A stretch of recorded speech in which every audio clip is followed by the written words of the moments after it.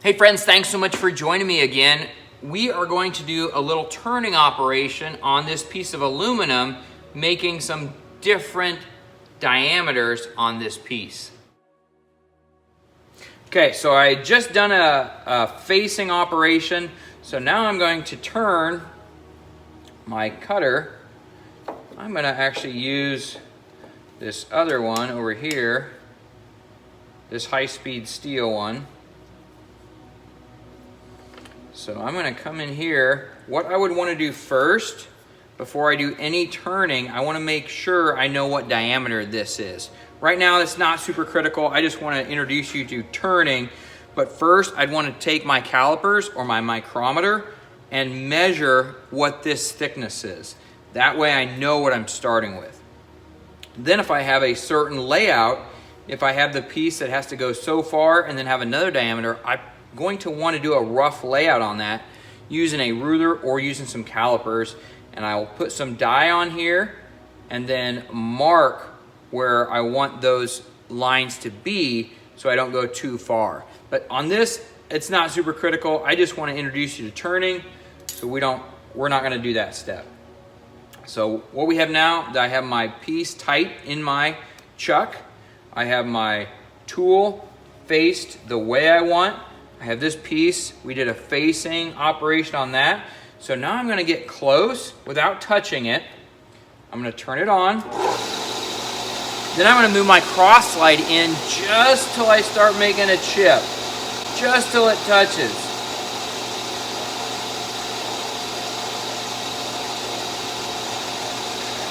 There, it just barely started touching.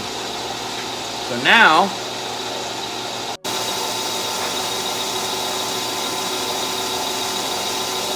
what we're going to do is we are going to move this cross slide. We're going to move the cross slide in, and right here, we're going to move it in. Oh, let's move it in 1, 2, 3. We'll move it in 4 thousandths.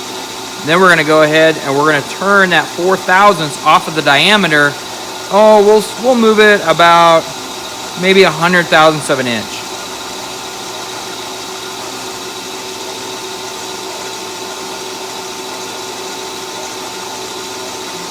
Starting right here, see my number here, and so I'm moving 5, 10, 15, 20, 25, 30, 35, 40, 45, 50, 55, 60, 65, 70, 75, 80, 85, 90, 95, 100. Okay. So what I just did, instead of moving it 100 thousandths, what I did an inch. We turned an inch of this aluminum. We reduced it by 4 thousandths of an inch.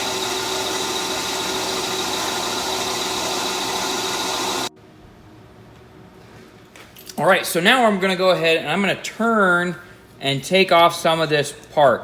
Now, if you'll notice, this is different than that, and it's because I forgot to hit play, and I turned this down while talking the whole time and forgot to actually press play.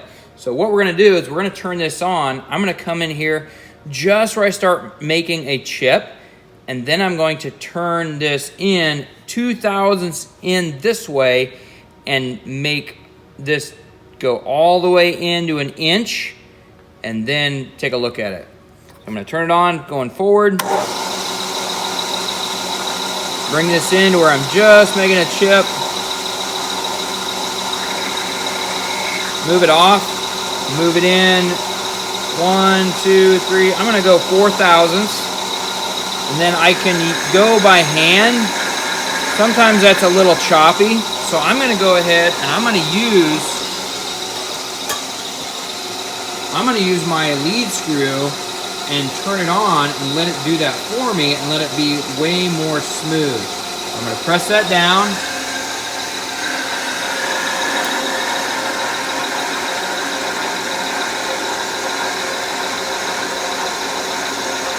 I'm gonna stop it before it's done and then manually do the rest of it. Bring it off and then over. So that is a turning operation. I'm reducing the diameter of this bar. That is a turning operation with a high-speed steel tool cutter. Hey folks, thanks so much for watching. I really enjoy using the lathe. It is a lot of fun. You can do a whole lot of things on it. One of the projects my students do is they take a bar like this and they turn it down to where it's a chess pawn piece, and it's not rounded on the corner on the top. It has tapers, but that's one of the beginner projects they do on the lathe.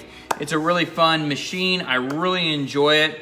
Thanks so much for watching, folks, and remember to work hard because hard work is its own reward.